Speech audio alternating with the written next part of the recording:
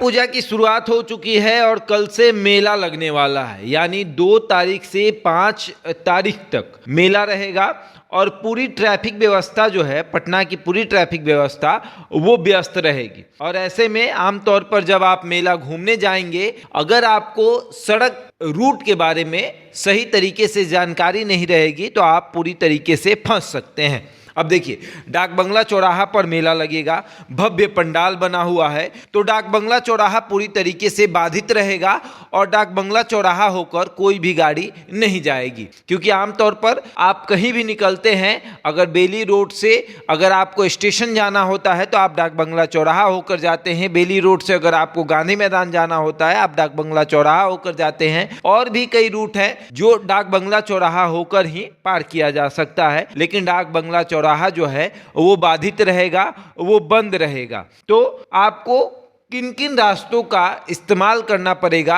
इस बात का जिक्र हम करेंगे। आप इस वीडियो को पूरा देखिए और आपको पता चलेगा कि डाक बंगला चौराहा जब बाधित रहेगा तो हम किन किन रास्तों से गांधी मैदान स्टेशन या फिर भूतनाथ रोड जा सकते हैं। तो पहला, जब आप बेली रोड से हड़ताली मोड़ से चलते हैं, जंक्शन की तरफ जब आप बढ़ते हैं तो पुरानी और न्यू बाईपास जाने वाले छोटे वाहन आयकर गोलंबर तक आएंगे। आयकर गोलंबर तक जब आ गए आप इनकम टैक्स चौराहा तक, तो वहां से आपकी जो गाड़ी है वो बीरचंद पटेल होते हुए आर ब्लॉक और जीपीओ तक जाएगी। वहीं से आप चिरैया टार पुल होते हुए किरबिगैया की तरफ जा सकते हैं, वहां से आप स्टेशन भी जा सकते हैं, जीपीओ से आप स्टेशन जा सकते हैं, और स्टेशन से थोड़ा आगे आप जब बढ़ेंगे तो उधर से आप पुल पकड़ के आप भूतनाथ रोड या फिर और भी कहीं गांधी मैदान की तरफ भी आप जा सकते हैं।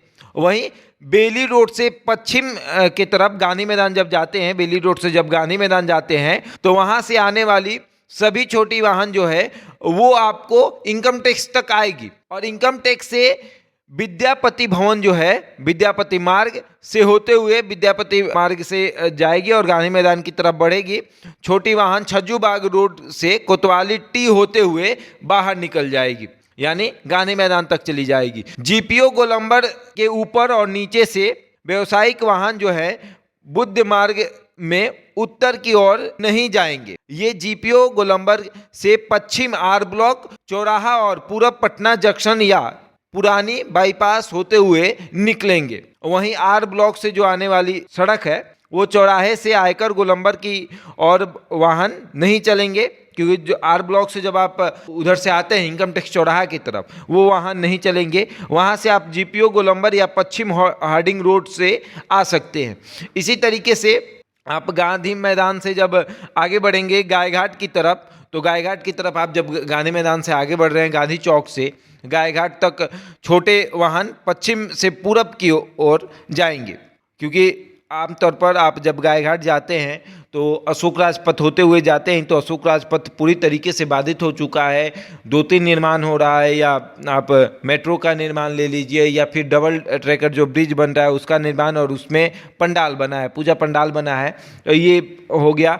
और वहीं आप अशोक राजपथ से राजेंद्र नगर या जंक्शन जाने वाले केवल छोटे वाहन गांधी चौक से सैदपुर से मजनून हक स्टेडियम होते हुए जा सकते हैं। मखनिया कुआं रोड से दक्षिण से अशोक राजपथ में वाहनों की एंट्री पर रोक है। गोविंद मित्रा रोड और सब्जी बाग रोड से दोनों तरफ से वाहन का परिचालन बंद रहेगा। अगर आप अशोक राजपथ से राजेंद्र नगर या स्टेशन तरफ जाने वाले हैं तो आप इस खबर को देख लीजिए, क्योंकि कई सड़क जो है वो बाधित रहेगी, ट्रैफिक व्यवस्था पूरी तरीके से बाधित रहेगी। 2 से 5 अक्टूबर तक पूरी ट्रैफिक व्यवस्था बंद रहेगी, और आप देख लीजिए कि आपको कहां कहां जाना है। अगर पटना जंक्शन से बेली रोड जाने वाले वाहनों को जीपीओ गोलंबर से आर ब्लॉक चौराहा होते हुए अटल पथ या फिर दरोगा राय पथ से जाना होगा। अब तो आपके लिए बहुत आसान हो गया है अटल पथ। अगर पटना जंक्शन से आप आते हैं तो पटना जंक्शन से जीपीओ होते हुए और वहीं से आपको आर ब्लॉक होते हुए अटल पथ से आपको निकलना पड़ेगा, या फिर दरोगा राय जो पथ है उससे आपको जाना पड़ेगा। वहीं डाक बंगला चौराहे से कोतवाली तक दोनों जो सड़क है, दोनों तरफ का सड़क, वो परिचालन उस पर बंद रहेगा। भट्टाचार्य रोड, पटना जंक्शन और स्वामी नंदन तिराहे की ओर से डाक बंगला की ओर कोई वाहन नहीं जाएगी, यानी डाक बंगला चौराहा पूरी तरीके से बाधित रहेगा। अगर आप पटना की सड़कों पर निकलना चाहते हैं तो ये खबर पूरी तरीके से देख ले और उसके बाद ही निकले। बहरहाल इस खबर में इतना ही। बने रहे हमारे साथ और देखते रहे इंडिया टॉप।